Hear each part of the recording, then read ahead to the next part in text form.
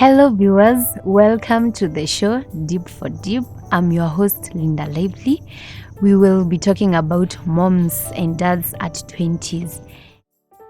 So, Lucky, didn't you get the pressure of maybe telling your woman to get rid of the baby? I mean, you are in school, you have no job, you are a believer. Did it ever cross your mind like kumwambia atoe ball? In truth, I'm human. Slightly that thought crossed my mind kidogo tu. It feels good when your business doesn't go out there in the world. But then I considered the consequences. Most people, they have this stigma of, maybe during such an act, you might end up losing even the person themselves.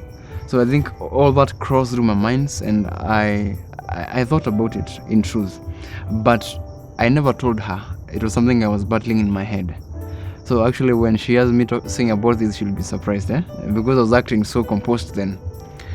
So eventually I was like, no, I never entertained such a thought at all. So that is what suppressed her a lot. And she was like, Lucky, I will love you to, I don't know for how long, because I never brought it up. But in truth, in my head, it used to come up.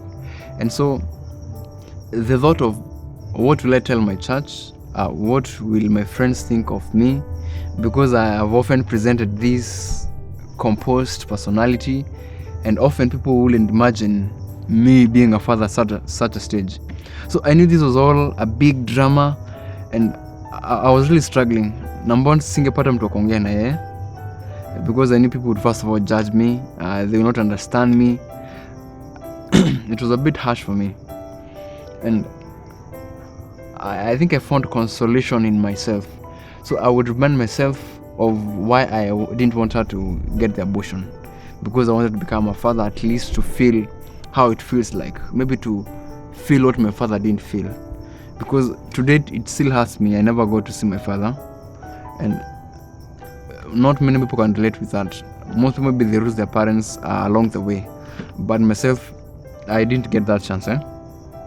So whenever I felt that thought coming over to me, I would remind myself, I want to be a father. So being a father comes with challenges. Of course, sina kazi, I'm in school, church, and all that. But I was like, let me learn. And I remember something one of my teachers back in primary school, you tell me once in a while that, Lucky, your future is so great, you're destined for greatness. And I would tell myself, if it's true I'm destined for greatness, then there have to be challenges along the way. And if I don't learn how to deal with challenges, then I will never learn. I will never even tell my story. So I would comfort myself in, this is part of the journey to greatness. And so I composed myself. So when it came to dealing with church, with family and all, I didn't have anybody to ask these questions. I just did it. I was like, ikichomeka chichomeke. Let me see what happens. If they reject me, let them reject me. At least I will have learned.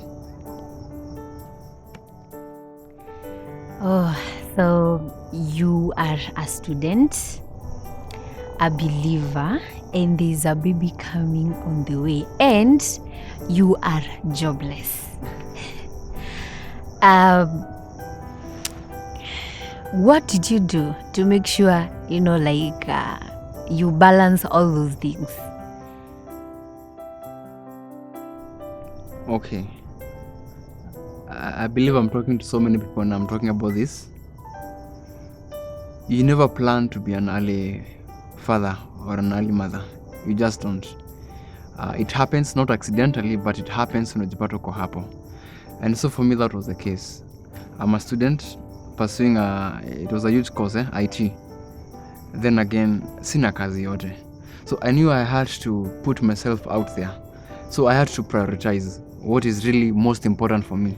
Because number one, I needed to preserve this young family which was about to happen. So number one, I looked for a job. Nilikuwa every time ningepata a chance, ningeenda mjengo once in a while. Because of course, nilikuwa najua mahitaji itahitajika. Then I wouldn't lie that mjengo was providing everything. So I had to think of how I could get help from people I knew. At some point, even you'll always need help from other people. So for me to get such help, I had to think of how. I'm a student. I was in second year. So number one, I went to my church first of all, because I knew that is the first place. If I'm not careful, I will cause a lot of damage. Because of course I had people I was mentoring. They were looking up to me as a mentor and as somebody, as a figurative person. So I knew I had to play my cards very carefully. You would be surprised to learn that I went to my pastor, one of my mentors I highly respect, nikamwambia exactly what was happening, and that I was ready as a son of that church to bear the consequences as a child in that family, in that church. And I suppressed him. And so I was released from my responsibilities from church and put under discipline for some time, so that I could at least go through the cycles of being brought back to Christianity. Then the next step was how I would release the news to the family now. So number one, I don't know how I mastered this courage, but it just happened. Because I organized of how I would go to my woman's family and tell them about it. Because number one, hawakuwa wanajua. Remember, it happened when we were 1.2. They had zero ideas. So I called her parents and I explained everything to them. I remember her mom was shocked beyond words. She broke into tears. Then again, I had to be the composed young man to put myself together. It was tough for me.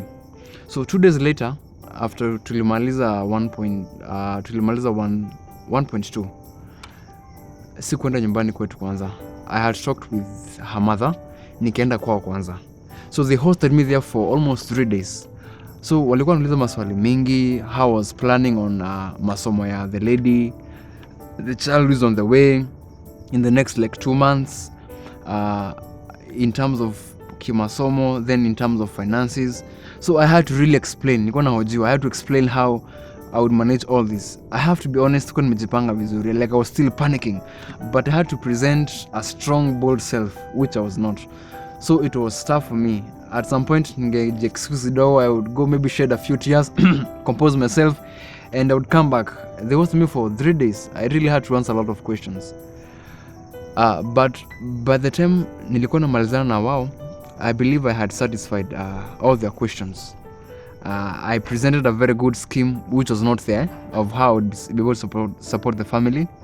I convinced them that the daughter didn't have to quit school, that I would be with her, make sure that our child and even her, we study together and tumalize masomo.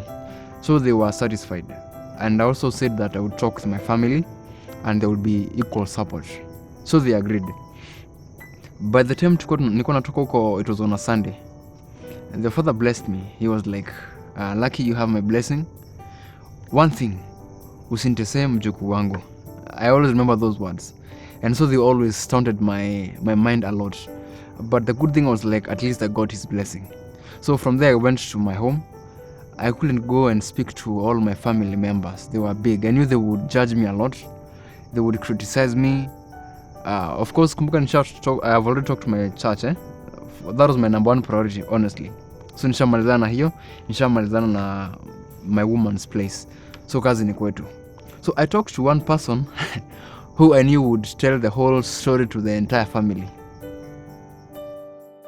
And to which I was getting calls. Lucky, nasikia tunapeleka mahari. I'm told you're a father now. So I had now to explain to everybody how it was all happening. So wanauliza maswali and I would have to explain myself to all of them. It was tough. I remember I was learning all this. I had nobody to learn from. So I really had to. Usually they say you fake it until you make it. So I was in a faking mood. I was faking to be strong, to have it all figured out, but I wasn't. Ningemaliza some of the calls, nalia kidogo, I would pick myself up again. Eventually, things worked out. People respect me for the decisions I made. They didn't understand how much I was struggling. I have a friend of mine, he's called Tony Gitonga, allow me to mention him. he's one of my closest friends. He really encouraged me at some point. I think he saw how much I was struggling. He spoke to me some passionate words which gave me the strength to, because remember at this point people are still wanajitenga from me. They're like, this is a backslider. I was now by this time getting the whole criticism and or even from school now. It was really coming together. But this guy helped me to be strong, to not lose sight of everything. He helped me to understand that I don't have to compare myself with anybody, because often I was trying to do that. And I learned that when you listen to the voices of so many people, you'll get sucked up in their words. And I was really fighting in my mind to block it all out. I get the negativity, I push it out. I really was struggling, man. At times I'd go and cry my eyes dry somewhere. Then I'd come back stronger. And learning not to listen to the people helped me to know how I would organize myself. I limited the people I was listening from, because kila mtu alikuwa na their own expectations, and also I was seeing how my fellow young men were behaving. So I really had to cut out a lot of people, a lot of voices. Again, it was hard for me, but I managed to. It took a lot of self-conviction, and courtesy of all that, I learned something so beautiful, that both failure and success lies in our minds. And what you feed your mind is what you get. You are a sum total of what you feed your mind. And I learned to feed my mind with strength.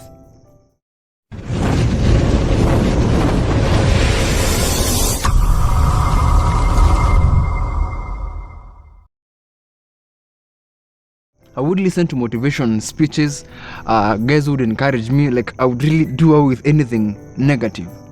And courtesy of that, I got a lot of strength. And right now as we speak, I have gone miles. Of course, I'm not there yet, but I'm not like how I began. Right now, nobody can like take me down. I know exactly what I want. I'm far ahead. And to anybody listening to this, I would encourage you that be strong. You can do this. Okay, so after telling the church, your woman's family and your family, did they continue supporting you, like academically, paying your school fees? And did the parent of your woman continue paying for her school fees, or they left it all to you? One thing I am so grateful of,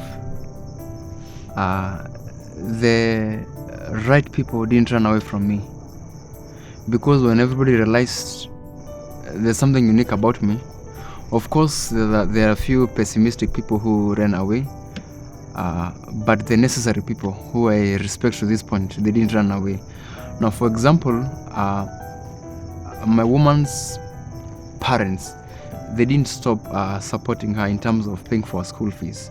Like, they pushed it over to me. They'd be like, now this is you're taking over this. No, they didn't do that. They kept on paying on her school fees and everything, and they would often be calling, asking kama kuna mahali nimelemewa.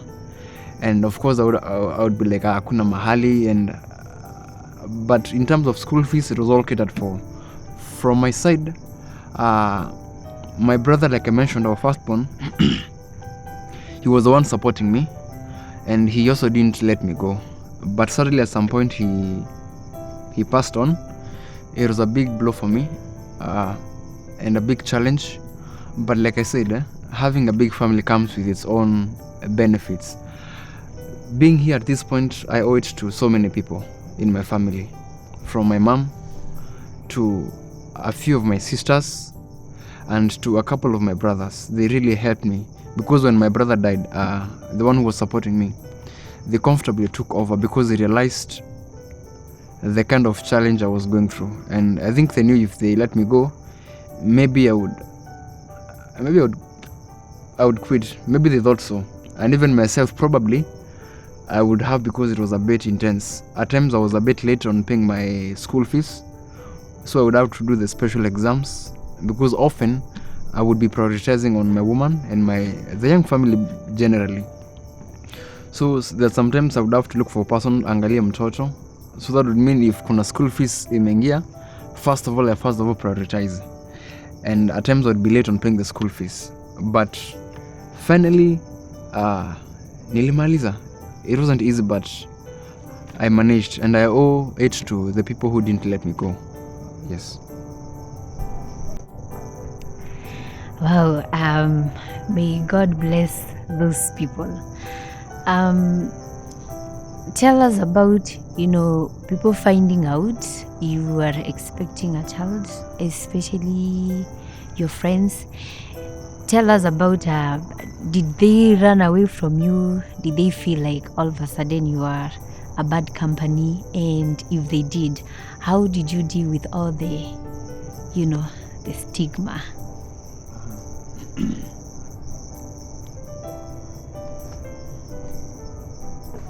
If I am to be very real, this parenting period has taught me a lot about people, that not everybody is ready to handle challenges. Nobody is, honestly. And for example, for me, when people realized, now first of all in school, when people realized she was pregnant, my woman, tons of people kaanza kunikujia, and they were like, now we know you won't last in this relationship for any longer. We know people like you. So honestly, I can count them. And funny enough, somebody from the Christian alikuja kuniambia that it has been observed, I'm paying a lot of attention to one person, and they feel like the church, this is not right. And when they're telling me this, she is pregnant. So in my mind I was like, are they expecting me to like dump her, ditch her, run away, pretend I'm not part of this? And so that's the first time I began to cut ties with the Christian Union for a while. I realized, because whoever was telling me this was a high person in the leadership. So apart now from there, my personal friends, wengi walijaribu kunitenga, because they realized even though they were doing that, I still was true. Because now I was learning the hard way how to be a friend, to be a father, to be responsible, to provide, like it was everything. And I realized you can't please everybody, because if you try that route, you will fail and they will laugh at you. Because if you listen to people, then you fail, they'll be like, I told you so. And I wasn't willing to give anybody that chance to say like, I told you so. So the friends I realized were a bit negative and trying to discourage me from being loyal to my young family now. I distanced myself from them for a while until I got my bearing. So then there were friends who were like, Lucky, we believe in you, you can do this, you can show us how. Like that is so true. And I have such friends up to date who've been friends, and they're like, Lucky, if you did it, I don't think anything is impossible. Because I can recount of so many guys who have been in my exact situation, but things turned out differently.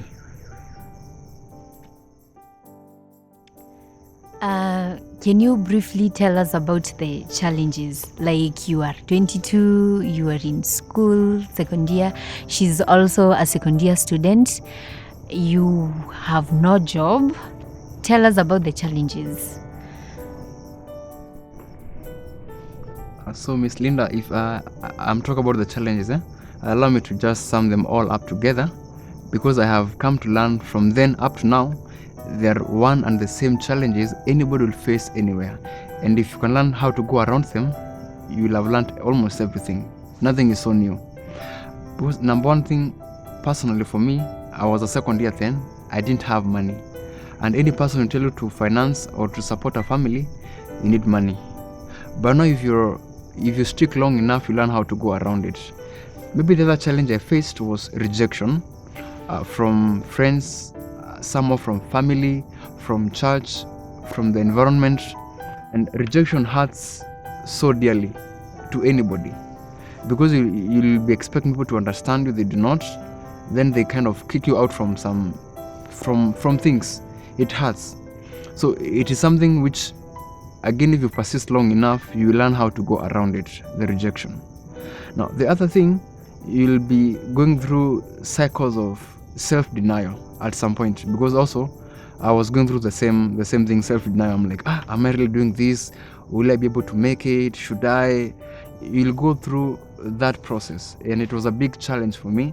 I had to go back and try to reorganize myself, think about the whole thing. And I was like, if I've gone this far, giving up right now will not be worth it.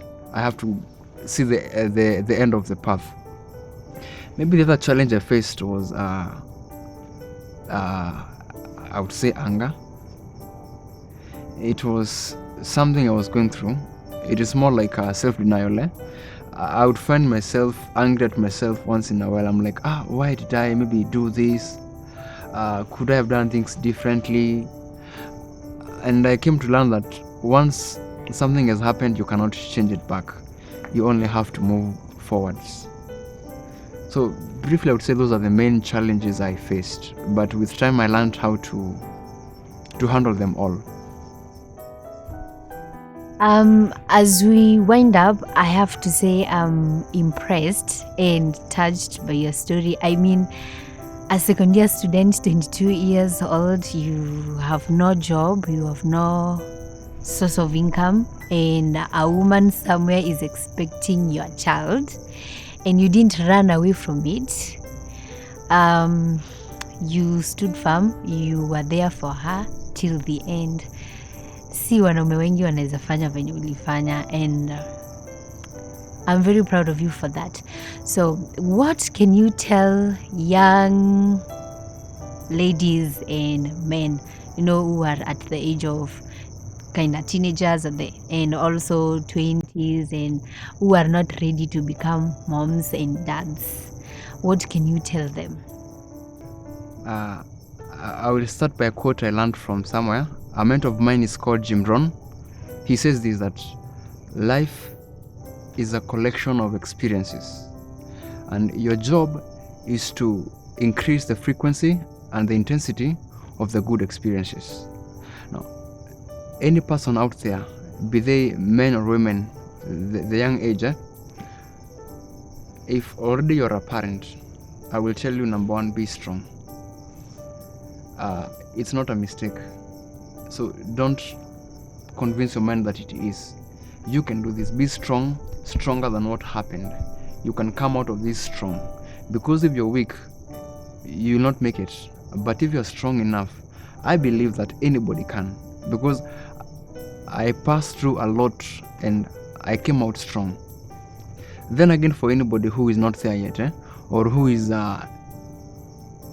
in a situation or activities which could lead to this, I will tell you to count the cost, because ask yourself this question. If maybe you get a lady pregnant, or if you become an early parent, do you believe you can be able to handle the pressure? Do you believe you can be able to handle this? And if the answer is no, if you'll not be responsible, I wouldn't advise you to, because it takes a lot from you. Somebody told me, a mentor of mine again, that to really become successful, it's not about the success itself. It is about what you'll have to become to be able to handle that. And for any person young out there, I will tell you, for you to be able to handle this whole young parenting issue, you have to be stronger and stronger than anything. Who will you have to become? The kinds of attitudes you'll have to absorb, the kinds of personalities you'll have to absorb, all these things will make you. But like I have said, if you will not be able to handle responsibility, don't go for this route. It takes so much from you. Otherwise, I believe in you. Thank you. Thank you so much, Lucky, for sharing your story. You have heard from Lucky, and that's all we had for you. You can help us by going to our YouTube channel, Golden Arc TV. Like, comment, subscribe. Thank you so much.